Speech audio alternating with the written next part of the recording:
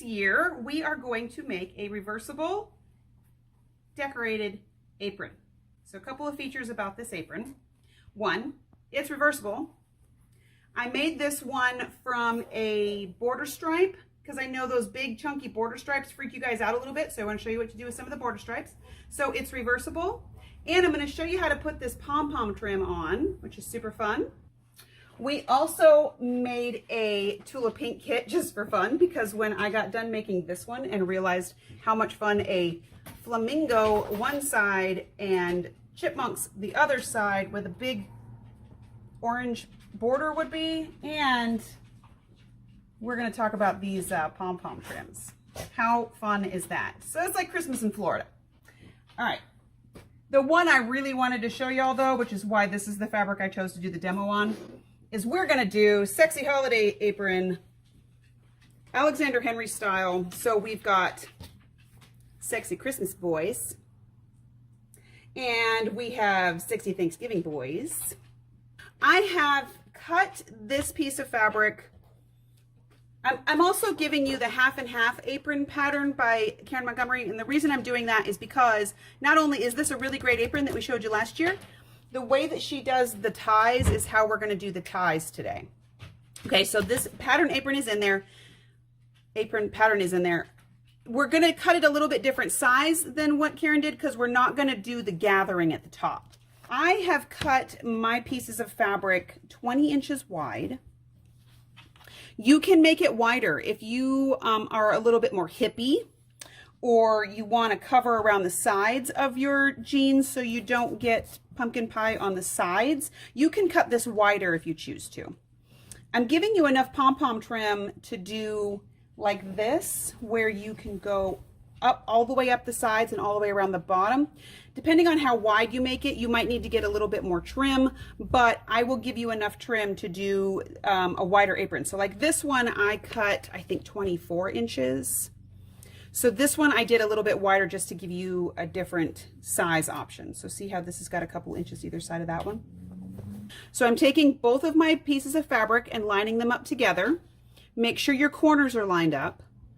Fold it so that all four of your corners are straight. Okay, so what we're going to do is round off these corners to give it this sort of bougie feel here. And this is the way I did that. I really love this quick trim and circle ruler. This is going to work for two different steps in today's video. The first thing we're going to do is we're going to use the circle cutter, or the circle feature of this, to round our corners. Circles have the same arc no matter where you use your ruler, you know, pie and all that. So we're going to use, this is how this ruler works. So let's say we use our 3.5 inch marking. Do you see how there's all these little pivot points in here? What this does is it lets you cut a circle any 1/4 inch increment. Okay, by using the pivot point strategically, you can make whatever size circle you choose. Since we're just curving off these corners, your marking holes are on all of the 1 inch lines. Your pivot is where the magic happens. So what I want to do is first I want to find the middle of my curve here. So I'm going to take this tool, I'm going to line up my 45-degree line on the edge of my bottom side. So here's my bottom, here's my side, here's my fold. I'm going to line up that 45-degree line on the corner over here. So you can see the corner of the fabric. The 45-degree line is on the edge. I'm going to make a nice line that I can really see with a friction pen. Okay, this is going to come off and it's on the back. All right, that's your first step. Then what you're going to do is you're going to do the circle magic. If I line up my 3.5 inch line, it doesn't matter if you line up the 3.5 inch line or the 4.5 inch line. The 2.5 inch line is probably not quite long enough, but we're going to use the 3.5 just for the sake of argument. I'm going to line up the 3.5 inch line on my edge. Then I'm going to slide my ruler over. So if I start here, I'm going to slide my ruler over until one of my pivot point circles hits that line I made. Did you see that? Let me show it again. So my 3.5 is on the edge. Let's say we start way over here. It doesn't matter where it is. We're going to slide the ruler over until any one of these pivot points hits that line that I marked. Okay, so hole number 2 is the one that hits that 45-degree line. Does that make sense? Does that make sense? Mm-hmm. So I'm going to put the pin in the pivot hole. I'm going to put my friction pen in the marking hole, and we're going to just mark an arc. Okay, how cool is that? So now I can just take my scissors and cut through all 4 layers and make a perfect curve.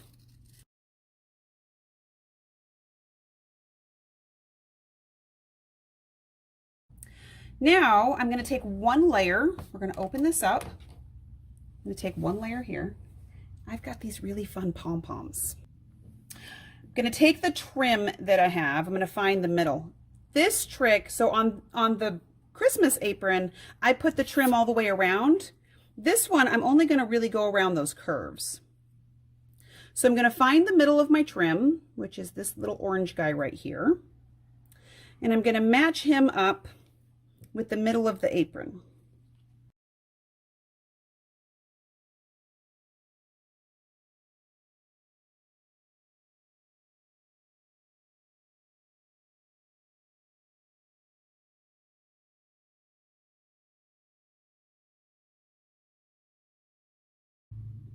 So I really dig this glue. This is a product made by Acorn Precision Piecing Products. It's called Seam-Align glue. The reason I like this is because it's really liquidy, so it's easy to get it where you want it. And when you set it with the iron, it sticks. Okay, it stays. So it's really good for temporary positioning. It's really good for lots of fun things.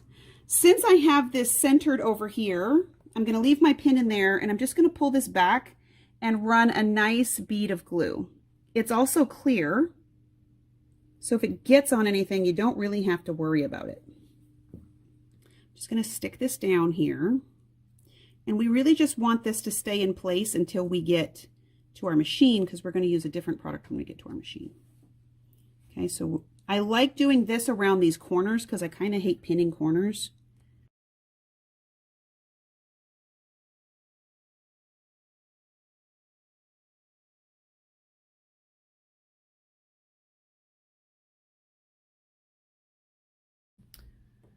So now I've got this press and bond thread in both the top and the bottom. What this is going to do is we're going to baste this on. You ever basted something into a project and then when you go and sew it all together, you can see the basting thread and then you got to pull it out? What this is going to do is it's going to hold everything together. And if you see it, it doesn't matter because once we press it, it's going to go away because it's going to stick everything down. I wanted to use an open foot that I could see past.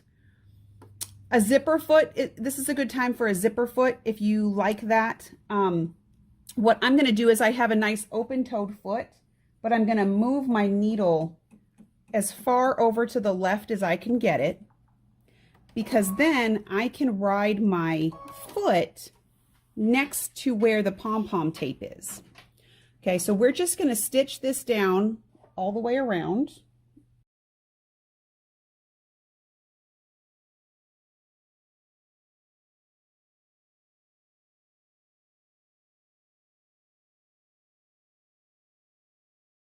So I also went around my other piece of fabric and just stitched sort of a stay stitch with the fusible thread on the other side. That's going to make this sort of sandwich where everything sticks together. When I fuse this down, the thread melts together between the 2 layers. Okay, so it holds it in place. We're going to sew this again with regular cotton. I just want to hold it together so that I don't have to pin this all with those big sort of dingle balls in there. I just want to hold this together so that I don't have to pin it, because see how fluffy this is? It's almost like stuffing. So if I can get around the corner and hold everything together without the fluffiness of the balls being in the way, it's a lot easier to get that up under your foot. Okay. We're going to put regular cotton thread into our machine now, and we're going to stitch all the way around. Don't put that bobbin thread of fusible thread away yet, because I'm going to show you another trick with that. We want to put our needle back in our center position so that we can stitch around with the zipper foot. That's going to drop our needle down in the middle of that little U shape, and then use the edge of your zipper foot on the edge of your fabric so that you still get something close to a 1/4 inch seam allowance. Oh, on my thread.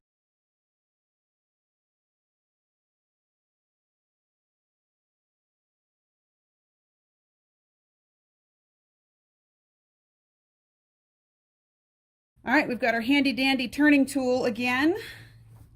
This one at least is easy to turn right way out. You could just reach in the top. Now when we fluff these out,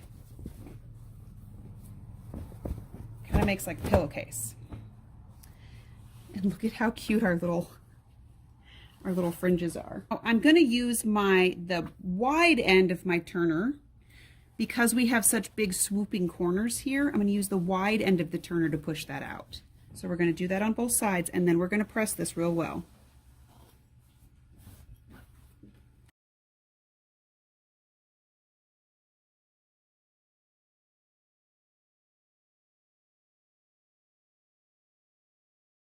So now we're going to make the tie for our apron.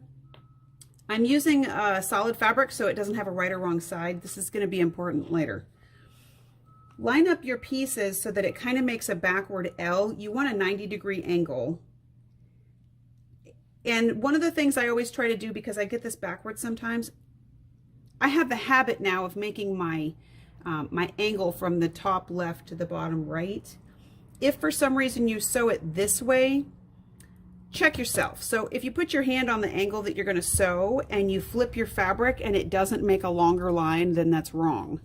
So if you're not sure which way to mark the line, put your hand the way you're going to sew the line, and if it makes a longer piece, then go for it. If it doesn't, then you might want to rethink. So what we're going to do is we're going to use the same ruler we used to make our curved parts of our apron, but we're going to use the quick trim part of this ruler. So see this angle right here that makes a 90-degree angle, but it crisscrosses right there at that 1/4 inch line.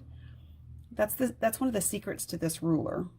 What that does is it lets you, instead of drawing a line and sewing on the line, it lets you just cut it where you're supposed to sew it.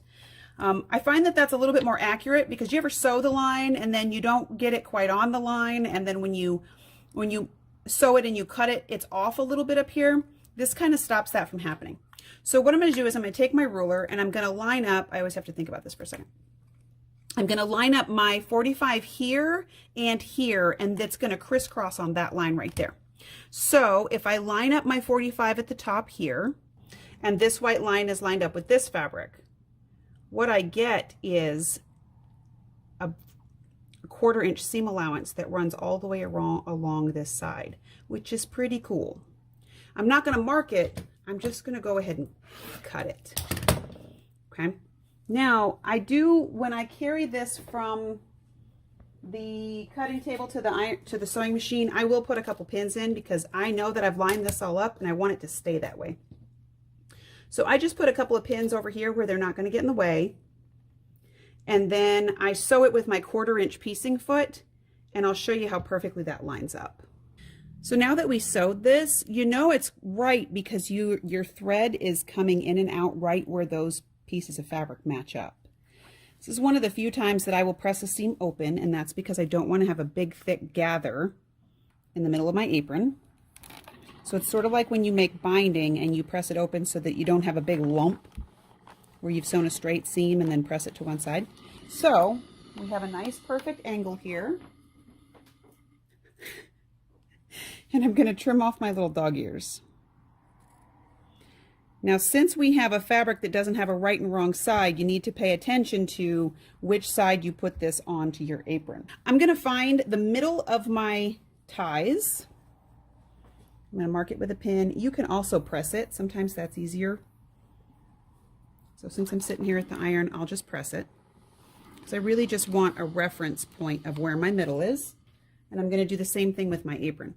Since my apron's reversible, it doesn't necessarily matter which fabric is up because the apron or the ties are going to look the same on both sides. So I'm going to find a middle of both of them. I want to put my fabric, so now we know that the right side of our fabric is the side that's flat. The wrong side of our fabric is the side with the seam allowance. We're going to line up our middles. And I'm just going to pin a couple of times here and here. Now what I want you to do when you sew this on is put that fusible thread in the bobbin only. Leave your cotton thread for the top side, but make this the bottom and put your fusible thread in your bobbin. So we're going to go and sew that right now. I'm just going to sew from the ends of the apron, attach this, all right? So I've got my fusible thread on this side. This side is cotton. This part's important. This is the wrong side of our fabric. So we're going to flip our apron over so we have right sides up. Again, if you're using a fabric where it's not obvious to see which is the right side and wrong side, make sure you pay attention to this part. Ask me how I know. I'm going to make this part also easier for you. I'm going to use my apple stick tape. And while this is still laying flat, find the ends of your apron and mark, just with a friction pen, mark where your apron ends on the ends of your unmade apron ties. Take your apple stick tape, and this stuff goes on with your iron. I'm at the very end of my roll here. Just going to lay this right along the edge. It's a 1/4 inch tape, so this is going to give us a reference point. Actually, I don't think I have any sticky on that part of the tape. And we're going to iron this down. If you ever tried to turn something right way out and you need a 1/4 inch seam allowance and you can't quite figure out where that is, this is my trick. Use a 1/4 inch apple stick tape and iron it onto that part just between where the apron, just the part where the apron is. And again, this goes on with your iron. And when you get it stuck down, it looks opaque before you iron it, but after the heat goes on it, it becomes kind of clearer. I don't know what words to use to make that make sense, but you can tell when the glue is melted through the paper because it looks lighter. Okay, so make sure you get your glue all melted before you pull your paper off. And we're not going to pull the paper off yet. This is just getting you set up for the last part. So go ahead and put your paper on the wrong side before you flip it over and start making your ties. All right, so now we've got our fabric right side up. We're going to fold from the ends. This is a good place for steam because you want these to be really crisp and straight. But you want to make sure that you're lining up the raw edges of your seam. So I will usually unfold right here where the apron is so that I can see that my tape, that my ties are lined up even all the way up to where the apron is. If you do that on both sides before you press where the apron is, you'll have a better line of sight to make sure it's all lined up correctly.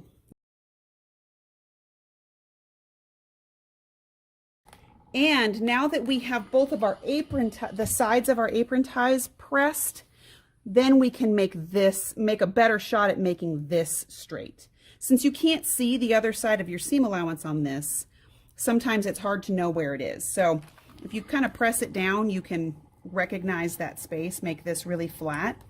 I know this seems kind of fussy, but it makes for the last step to be a lot more accurate. So if we line this side up over here, where we can see our seam allowances, and line this one up over here, this is likely to be a lot straighter. Okay, so we just want to get our our fold pressed all the way across. Then I'm going to come over to this side. If you want to make these angled, the easiest way I've found to do that is if you cut off your selvages. I just usually cut right along that little dotted line that's there, and fold it down toward the raw edges. This is just going to give you a perfect 45 angle, and then you can cut it off with the scissors. Now if you want to get super fancy here, you can do like I did on my Christmas apron, and I put my little trim tape in the edges too. If you want to do that, then you just need to, like we did in the apron, fold it up underneath here. And I glued mine down before I sewed it just to make it easier to deal with. We're going to sew from here down 1/4 inch. We're going to do a 1/4 inch seam allowance from here to here. We're going to turn and we're going to sew up to where the apron starts. All right, now we're going to talk some tools that make this part easier. I hate turning things right way out. I'm not sure why, it just makes me crazy. So I've come up with lots of tricks to make it easier. I'm going to clear away some of the fabric around the end here so that it's a smoother turn. I'm going to take some of this off too, because I want those to be as crisp as possible. Then I'm going to take my hemostats, and on one side of my apron tie, I'm going to open my hemostats, stick them up the tube.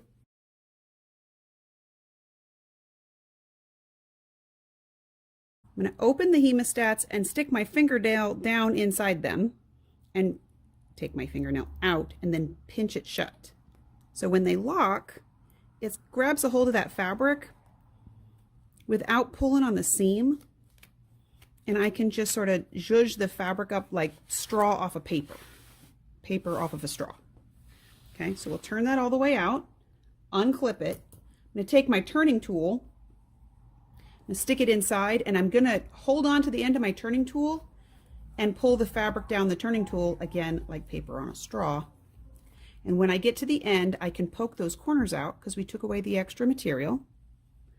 And since the turning tool has that rounded ball pointed end, you can really push it into the end without ripping it. And then I'm going to do the same thing in this other corner over here. Okay, so this side is our pressed fold.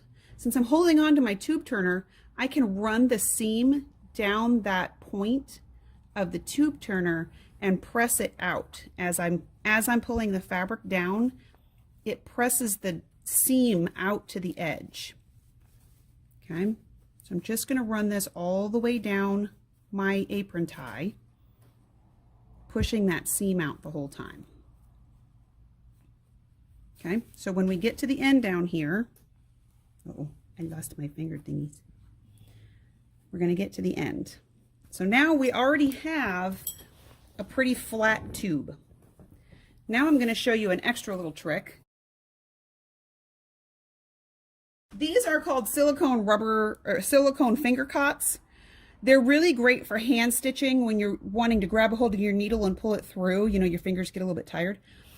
These are silicone, so they're just a little bit sticky. So I put one on my pointer finger and one on my thumb. They come in different sizes. These are the medium size. That's what I put on the sale, but they do come in small and in large, depending on how big your fingers are. They stick to the fabric. Hear it? So if you grab the fabric and kind of roll it between your fingers, then the seam comes to the top. It's kind of brilliant. Okay, so we're going to roll our seam out to the edge and press it with steam, and look at how flat that is and how easy it is to get that flat pressed out seam.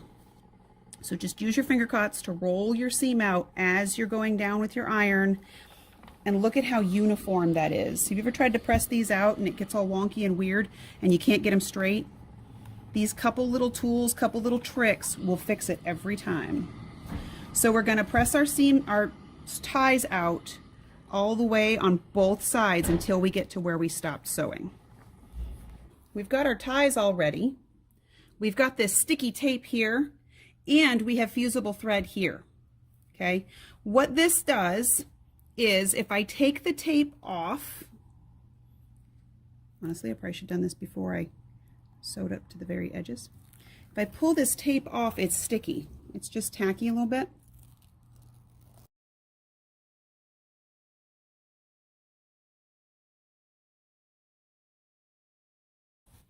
If I roll this under now, I have a 1/4 inch reference mark, so I can make a perfect 1/4 inch seam allowance. And since this stuff is just a little bit tacky, it'll roll over on itself and stick. It'll stick enough that you can get it to where you're going to iron it. It won't stick enough to really hold it down, but it'll hold it till you iron it. And it gives you that 1/4 inch allowance all the way around, or all the way along this point. That's going to make all of this line up. Now you have this really clean 1/4 inch seam. So now if I take everything and I kind of pop it open, everything's going to fold in like an envelope. Okay, so what I have is this is glued down, so I don't have to sew that, and this thread is fusible. So if I lay this on top of that fusible thread right there, and then I iron it down, here's your secret. Use that thread line as your reference for where you want to line this up, because that's going to tell you where the other side is sewn on. Does that make sense? Then I'm going to take my iron to it, and I'm just going to fuse this down onto that fusible thread.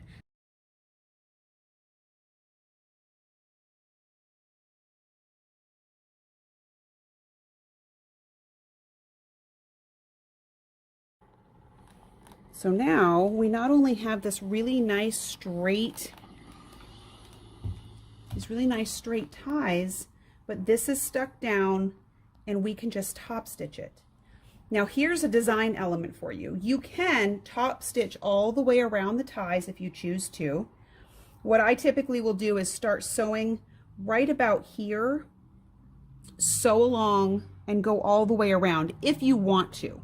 You don't have to, but if you want to put some sort of maybe a white thread or a thread that you can really see on this, you can make a really nice sort of top stitch all the way around. If not, you can match the thread to here. I don't really worry that much about that kind of thing. And since I've been using teal thread with this project, because there is some teal accents in here, it is up to you how much you want to think about the thread.